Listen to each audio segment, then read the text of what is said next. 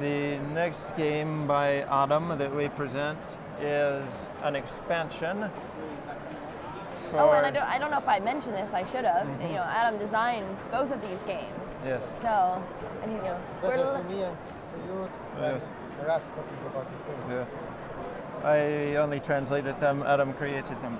So, K2 was released last year. It's the very successful game about climbing the mountain for up to 5 players. Okay. And it works well with any number. 2 players is great. It even has a solitaire version.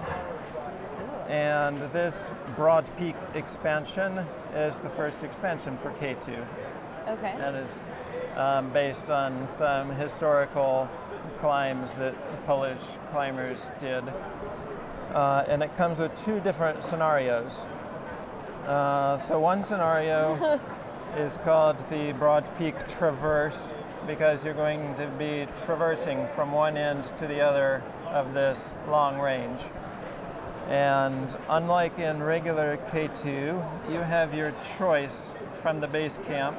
You may go up one side and try to come down the other, or go up the other side and come this.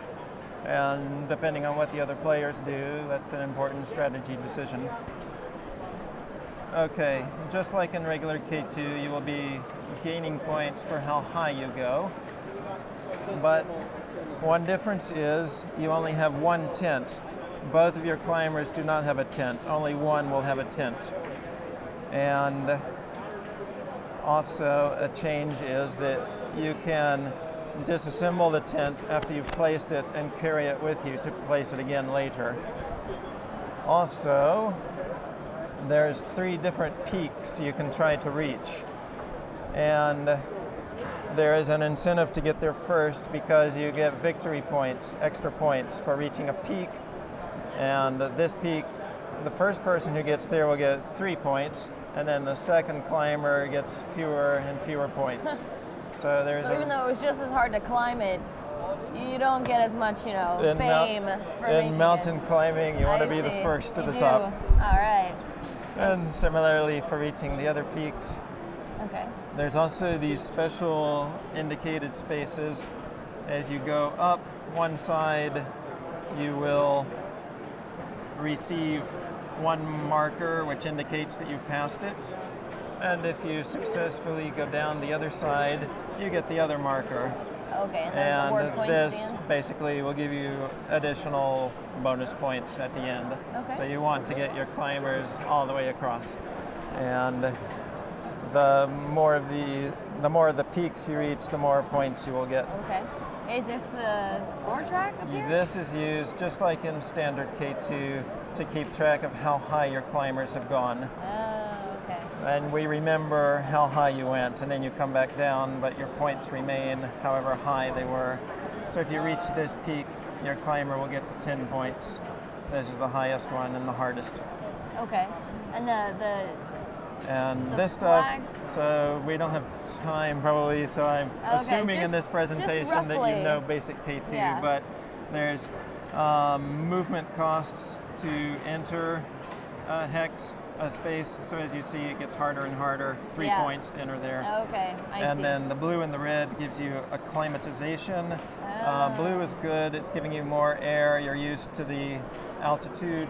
And then as you get higher and higher, it's harder to breathe and your climber can even die, Oh. as in real life. True. Uh-huh. All Okay, right. that's half of the game. Okay. The other side of the board has a different scenario. Whoa, this one looks really eerie.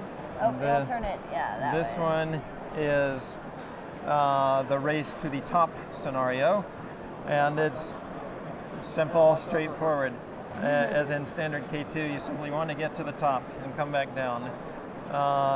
And it's a shorter game. It lasts only 15 instead of 18 days. You have fewer cards in your hand.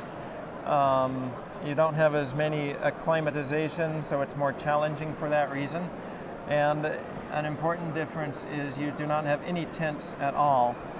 Instead of tents, there is a new ability to dig a snow cave which is what the climbers did in real life. So you make a hole in the snow, and that protects you from the wind, and it's a little bit warmer. It costs 1 point, 1 movement point to make a snow cave in a space. If it's above this line, then it costs 2 points to make a snow cave. And a snow cave can only hold 1 climber, and at the end of the day, the snow cave starts to melt and it's worse condition, and at the end of the second day, it's gone. Oh no. And have I forgotten anything? So how long is the other side normally take? 50, 40 minutes. Yeah, Okay. these are similar to original K2. Okay. You'll spend maybe 30 or 40 minutes playing a game of it, depending on your group. Longer.